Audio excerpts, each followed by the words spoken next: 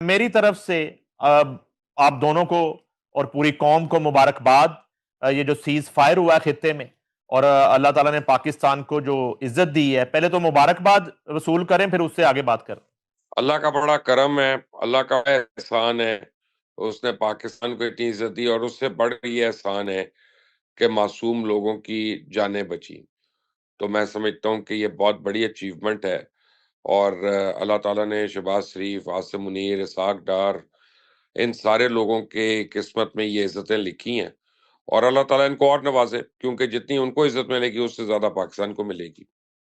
बार साहब, बिल्कुल ठीक बात है। एक्चुअली यहाँ पर दो बातें हैं मुबशर साहब। एक बात तो ये है कि अल्लाह ताला ने पाकिस्तान को इज्जत दी है और इसमें कोई शुबे की बात नहीं है कि आप जितना हीला करते हैं उतना ही वसीला होता है, ठीक है। और इस गवर्नमेंट ने बड़ी कोशिश की है, उसके बाद अल्लाह ताला ने ये मुकाम दिया है।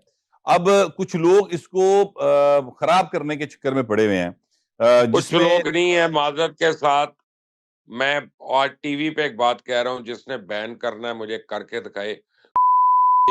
जी जी जी जी बिल्कुल, वो ऐसे ही हैं। आफ्ताब इकबाल उनमें सरे फरिश्त है जी। और उसके बाद जो है वो और बहुत सारे इस तरह कैरेक्टर है। मैं नाम उनके इसलिए नहीं लेना चाहता यार, कि आप मोहित हम पीरजादा का नाम लें, जिस यार आदमी ने मैं अपने नहीं। माँ बाप को मर्डर कर दिया, अच्छा देखिए, मेरी बात जायदाद सुने। के लिए अपने मैं माँ बाप को कत्ल कर दिया।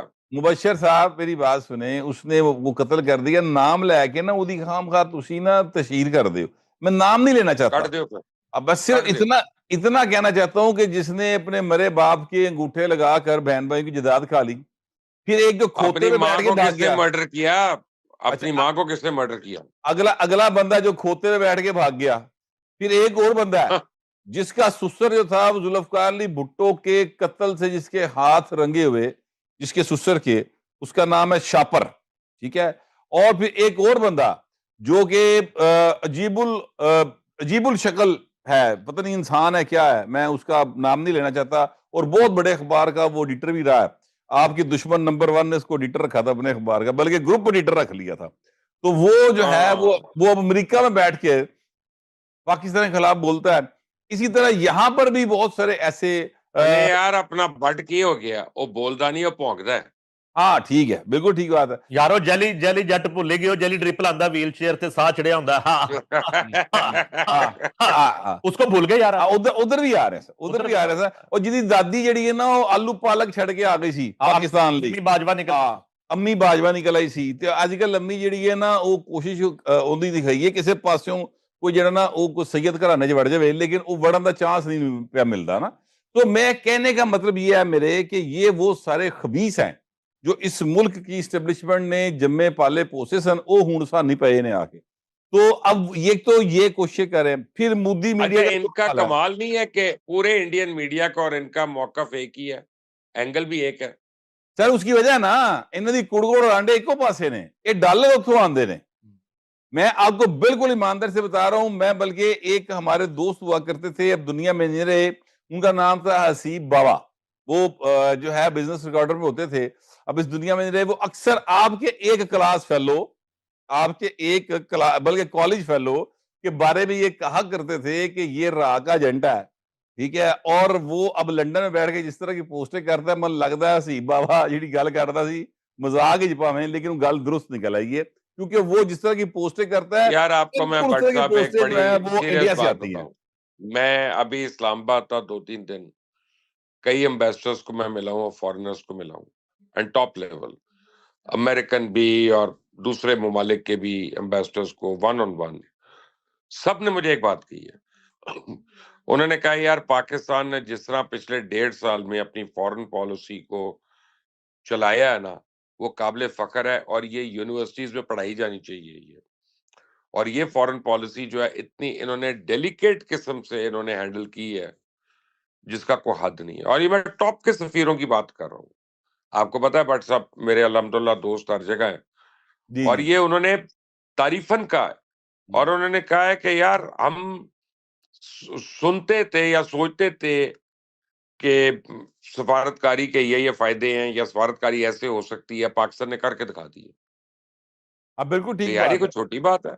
नहीं नहीं, बहुत बहुत जो है ये बड़ी कामयाबी है। इंशाल्लाह ताला अच्छा, कामयाबी के रिजल्ट्स भी आएंगे। और साहब वो इमरान खान अगर होता तो इसराइल हमला ही ना करता ईरान पे। इमरान खान की रिहाई के बगैर सीज फायर मुमकिन नहीं है। इमरान खान होता, खित्ते का अमन वापस लौट आता। इमरान खान तो नहीं है, सब कुछ हो रहा है, सब कुछ अच्छा हो रहा है, वगैरह वगैरह नहीं हो गए, इन रेलिवेंट नहीं हो गए। सर ये इमरान खान वगैरह वगैरह से भी बाहर निकल गए पाइन। अच्छा, ये जितना गंद पड़ा था ना अब तक, वो सारा इमरान खान ने डाला था। अल्लाह का शुक्र है कि वो डयाला जेल के अंदर कैद है, जिसकी वजह से सारी चीजें जो है बड़ी बेहतरी के साथ हो रही हैं। और मैं आपसे गुजारिश करूंगा इमरान खान अगर आज होता, का अगर आज का अगर एक मिनट इमरान खान मुबशर, एक मिनट, अगर आज का दिन मैं आपसे गुजारिश करूं, आज का दिन वो है जिस दिन, यानी इसको चपेट डे के तौर पे मनाया जाता है। ये वो दिन है जब इमरान खान जो है वो पार्लियामेंट में पहला प्राइम मिनिस्टर बना जिसको आईनी तौर पर हुकूमत से बेदखल किया गया। तरीके अदम एतमाद आज के दिन 2022 को पास हुई थी, मंजूर हुई थी, और इमरान खान जो है उसने उसको फिर प्राइम मिनिस्टर हाउस छोड़ना पड़ा। लोग कहते हैं ये वो सुनहरी दिन है। जी सर, ये बहुत बड़ा दिन है। आज के दिन आइन की बालादस्ती शुरू हुई थी सर, और आप देखिए इन 4 साल के दौरान हम कहां से कहां आ गए हैं, आइन की बालादस्ती कायम करते हुए, कि दुनिया हमारी तारीफ कर रही है। जी मुबशर साहब। बात यह है कि अगर आज इमरान खान होता ना, वो दाना खास्ता, तो हम शायद बलूचिस्तान के अंदर अमेरिका से ही लड़ रहे होते। पता नहीं क्या का क्या हो जाना था। ये वो अब खौफनाक एक ख्वाब है, वो खत्म हो गया है, हम जाग गए हुए हैं। आगे चलें, अपना जो ज़ीरो इंटरेस्ट चीज़ें हैं उसके ऊपर गौर करना छोड़ दें। अच्छा, मैं माजरत खाऊं आप दोनों से सर। अच्छा जी, आगे चलते हैं जी। चौधरी परवेज लाई, पहले तो जो है ना एक फैसले के साथ वो घर हाँ। घर टूटा, और चोरी शुजात को रातों रात छोड़ के वो बनीगला पहुंच गए। अब इतला है कि वो कोई पीपल्स पार्टी की तरफ रुख कर लिया है, मुबैना नहीं, तौर नहीं, पे घर कोई। तो 2 वजह से टूटा, एक वो तो, और एक आपकी कज़न भी इन्वॉल्व थी जिसको दुबई में रखा हुआ है। फिर अच्छा आपको सर, पता ही है उसका सर अभी नाम अब जो है। करंट सिचुएशन में बात कर लेना, अब माजी को थोड़ा भूल जाए थोड़ी हाँ, देर। ये जो वो है ना, ये सिचुएशन में भी करंट है।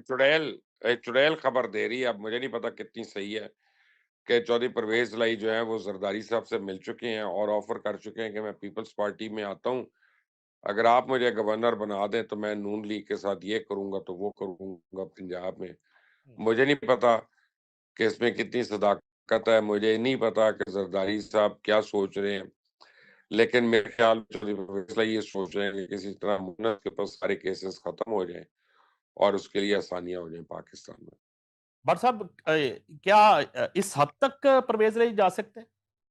देखिए मुबशर साहब की अपनी इतला होगी, मैं किसी के सोर्सेज को चैलेंज नहीं करता, लेकिन मैं इतना ज़रूर कहता हूँ कि अगर हम हकायक का, जो हमें मालूम हकायक हैं, उनको अगर हम सामने रख लें, तो ये ऐसा होता मुझे नामुमकिन दिखाई देता है कि जरदारी साहब परवेज लाई से मिले भी। वजह यह है कि आप सब लोग जानते हैं कि ये हुकूमत जो है एक इत्तेहाद की हुकूमत है, और इसमें 5 कौमी असम्बली की सीटें और 2 सेनेट की सीटें जो हैं वो काफ लीग की हैं। और 5 कौमी असम्बली की सीटें निकल जाएं तो शायद हुकूमत ना गिरे, लेकिन 2 सेनेट की निकल गई तो काम खराब हो जाएगा। दूसरी बात ये है कि ये जो सारे का सारा इत्तेहाद है ना सर, ये इस तरह से आपस में गुदा हुआ है कि एक भी धागा निकला तो सारा सिस्टम उधड़ जाएगा। क्या जरूरत पड़ी है आसिफ जरदारी साहब को इनसे मुलाकात करें? ये वही शख्स नहीं है परवेज लाई साहब जिन्होंने आसिफ जरदारी साहब को वादा करके ते गड्डी का रुख परले पासे मोड़ लिया सी और मिठाई बनीकला चला गया सी। मिठाई घर दे के आए थे। जी सर, ठीक है। हाँ, तो जरदारी साहब तो सर इसको मुंह लगाना पसंद नहीं करते। फिर जरदारी साहब की अगर किसी ने इज्जत रखी थी तो वो चौधरी शुजात साहब थे सर। एग्जैक्ट। तो चौधरी शुजात साहब को वो क्यों नाराज करेंगे? अच्छा चले, चौधरी शुजात और परवेज लाई में सुलह भी हो सकती है, ज़ाहिर है एक दूजे दे वो साला पढ़ोइयां भी है ने, लेकिन जो आगे औलाद है ना सर, चौधरी शुजात के बेटे और परवेज लाई के बेटे, उनकी आपस में इट खड़का बहुत खौफनाक किस्म का। लिहाजा ऐसा कोई सीन मुझे दिखाई नहीं दे रहा। मैंने जब ये बात सामने आई थी तो मैंने मालूम भी किया था, और उन्होंने कहा यार कुछ खुदा का खौफ करें, किस तरह की बातें करें, चंगा भला सिलसिला चल रहा है। अच्छा, मोहन सलाई ने इस हवाले से बाकायदा तरदीद की है अपने ट्विटर के ऊपर। एक बंदे ने उनको ट्वीट किया कि जनाब आप पीपल पार्टी छोड़ रहे, तो उन्होंने कहा यार हरगिज नहीं, अब सॉरी पीटीआई। पीटीआई छोड़ रहे, उन्होंने कहा हरगिज नहीं, सवाल ही पैदा नहीं होता पीपल पार्टी में जाने का या रिकेन साहब छोड़ने का। तो ये मेरा ख्याल इसमें कोई ऐसी जान वाली बात नहीं है। चोरी शुजा जब वो कंपैरिजन करते हैं हम औलादों की, तो चोरी शुजात हुसैन के जो साहबजादे हैं, चोरी सालिक हुसैन और शाफी हुसैन, उनमें वही वजादारी है आज भी जी है, चौधरियों वाली। बिल्कुल है और ना ही कभी वो बिलो दी बेल्ट गए हैं। ना। तो जहां मोहम्मद सलाई के ट्वीट का मेरी नजर में तो अहमियत इसलिए नहीं है, बाहर बैठ के वो मजे ले रहा है, भुगत तो अब्बा रहा है ना। हाँ जी। मोहम्मद सलाई कोई ट्वीट अगर कर भी रहा है तो मेरा नहीं ख्याल कि चोरी परवेज लाई कि उस ट्वीट में कोई रजामंदी ਯਾਰ होगी। ਚੌਧਰੀ ਪ੍ਰਵੇਜ਼ ਲਈ ਕਿੱਥੇ ਭੁਗਤ ਰਿਹਾ? ਚੌਧਰੀ ਪ੍ਰਵੇਜ਼ ਲਈ ਉਹ ਜਿਹੜਾ ਪਤਾ ਨਹੀਂ ਦੂਜੀ ਤੀਜੀ ਬੁੱਢੀ ਨਾਲ ਵੀ ਜ਼ਿੰਦਗੀ ਗੁਜ਼ਾਰ ਰਿਹਾ ਸਕੂਨ ਦੇ ਨਾਲ, ਤੁਹਾਨੂੰ ਕੀ ਹੋ ਗਿਆ? ओ यार ਕਿਹੜਾ ਭੁਗਤ ਰਿਹਾ? ये पर्सनल मैटर है। अच्छा जी, ਭੁਗਤਾਨਾ ਤਾਂ ਨਾ ਕਿਹਾ ਯਾਰ, ਭੁਗਤਦਾ ਕਿੱਥੇ ਪਿਆ? अच्छा सर, ਉਹ ਜਿਹੜਾ ਗੋਗਾ ਭੱਟੀ ਸੀ, मोहम्मद खां भट्टी, वो बाहर आ गया है रहा होके, और वो जितने जुर्म उसने किए हुए हैं, वो सारे के सारे जो प्रेस कॉन्फ्रेंस की गई थी उसके खिलाफ, वो सारे के सारे केस पता नहीं कितने चले गए ने। जितने लोग इस मुल्क को लूटते हैं, जितने लोग यहाँ पर जुल्म करते हैं, उन्हें सारे ਨੂੰ ਆਜ਼ਾਦੀ ਲੱਭ ਜਾਂਦੀ। ਆ ਜਾ ਕੇ ਉਹ ਬੰਦਾ ਫਸ ਜਾਂਦਾ ਜਿਹਨੇ ਸੀਟ ਬੈਲਟ ਨਹੀਂ ਲਾਈ ਹੁੰਦੀ, ਉਹਨੂੰ 3000 ਠੁੱਕ ਜਾਂਦਾ।